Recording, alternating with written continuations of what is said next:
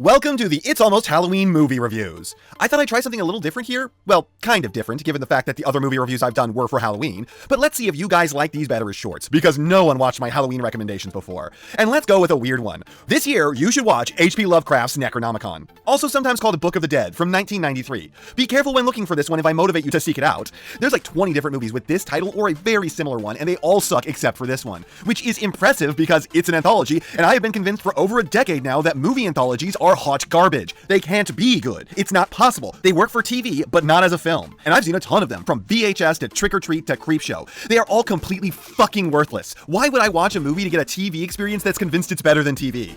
So this had an uphill battle, and it blew my socks off. This movie was not just good for an anthology, it just absolutely ruled. And you'd think that it makes sense for a bunch of Lovecraft stories, given that almost all of his were like 10 to 20 pages long. Perfect to adapt into an anthology, but weirdly, no. Only one of them is really anything like the story it claims to be based on. The other three have like the grain of an idea from some of his stories, but are otherwise their own entire new things. And hilariously, the one that's the most directly adapted is the most boring of the segments. This was really fun, and the fact that it was an anthology that I liked surprised me to no end. Legitimately, I had become convinced that it was not physically possible for these to be good. Most anthology shows are like an hour long, yet movies want to pack several stories into a single hour and a half. That just means that they never have enough time to develop anything to the point where I care. It's always just a bunch of flimsy characters and half-baked plots. But this one managed to be tons of fun with fantastic effects from before the days of CG. If you can find it, give it a watch this Halloween.